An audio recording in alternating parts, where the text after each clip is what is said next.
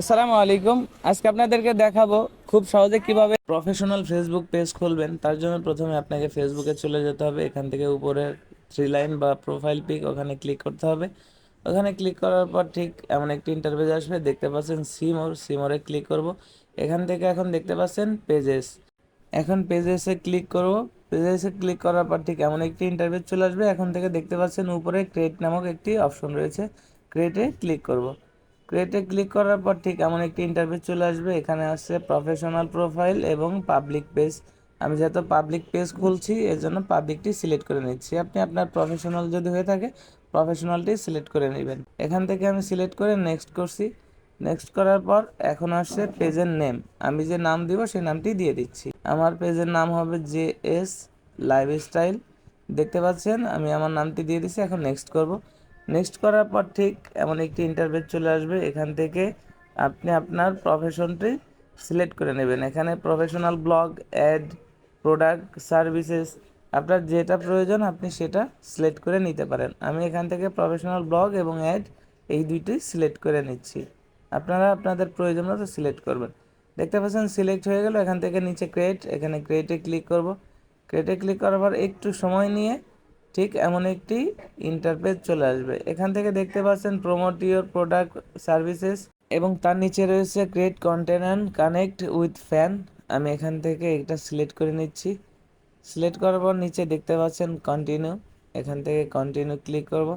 Continue click করার পর একটু সময় নিয়ে এমন একটি ইন্টারফেস চলে আসবে। এখান থেকে জেনারেল, কন্ট্রাক্ট, ইমেল এগুলো দিতে বলছে, আমি দিয়ে দিচ্ছি না। আপনারা আপনাদের সুবিধা মতো দিয়ে নেবেন। আমি যদি এগুলো দিতে যাই ভিডিওটা অনেক লং হবে, এই জন্য এগুলো দিয়ে দিচ্ছি না। এখান থেকে শুধু আমি ওপেন করে দেব, অলওয়েজ ওপেন এই অপশনটি সিলেক্ট করে দিব। সিলেক্ট করার পর এখান থেকে আমি নেক্সট করে দিব। নেক্সট করার পর একটু সময় নেবে। দেখতে পাচ্ছেন আমার ফেসবুক পেজটি কিন্তু ওপেন হয়ে গেছে। কাস্টমাইজ ইওর পেজ, এখান থেকে প্রোফাইল পিক এবং পিছনে ব্যানার পিকটি অ্যাড করতে হবে। আমি এখনই দিয়ে নিচ্ছি না। কিভাবে লোগো তৈরি করতে হয় সেই বিষয়ে একটি ভিডিও আমাদের চ্যানেলে আপলোড করা আছে, আপনারা দেখতে পারেন। সেটি দেখে আপনারা কিন্তু খুব সহজেই আপনার ফেসবুক পেজের জন্য লোগো তৈরি করতে পারেন।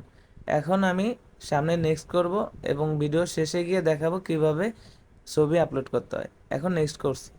নেক্সট করার পর ঠিক এমন একটি ইন্টারফেস আসবে। এখান থেকে ফ্রেন্ড ইনভাইট করতে বলছে, আপনি করলে করবেন, না হলে নেক্সট। এখান থেকে যা আছে তাই ডান করে দিবেন। আমি এখান থেকে ডান করে দিচ্ছি। ডান করার পর একটু সময় নিয়ে ঠিক এমন একটি ইন্টারফেস আসবে, দেখাচ্ছে যে সুইচ টু JS লাইফস্টাইল। আমার যে পেজটি খুলেছি এখন আমার এটা ওপেন হচ্ছে। এখন দেখতে পাচ্ছেন আমার ফেসবুকটা ওপেন হয়েছে। স্টার্ট টোর, এখান থেকে এটা ক্লিক করবেন। এখান থেকে ক্লিক করার পর এখানে যে সিস্টেমগুলো আসবে, নেক্সট নেক্সট, এগুলো কোনো কিছু চেঞ্জ করা দরকার নেই, শুধু নেক্সট নেক্সট করে দিবেন। এখন ডান করবেন। ওকে, এখন দেখতে পাচ্ছেন উপরে থ্রি লাইন, ক্লিক করবেন। ওখানে ক্লিক করার পর এখন দেখতে পাচ্ছেন JS লাইফস্টাইল আমার পেজটি কিন্তু পরিপূর্ণভাবে ওপেন হয়ে গেছে। এখন কিভাবে আপনার প্রোফাইলে ছবি সেট করবেন এবং পিছনে ব্যানার সেট করবেন সেটি দেখাচ্ছি। প্রথমে প্রোফাইলে ক্লিক করবেন। ক্লিক করার পর দেখতে পাচ্ছেন এমন একটি অপশন আসবে। এখান থেকে ক্যামেরার যে আইকন রয়েছে, ক্লিক করার পর আপনার গ্যালারিটি শো করবে।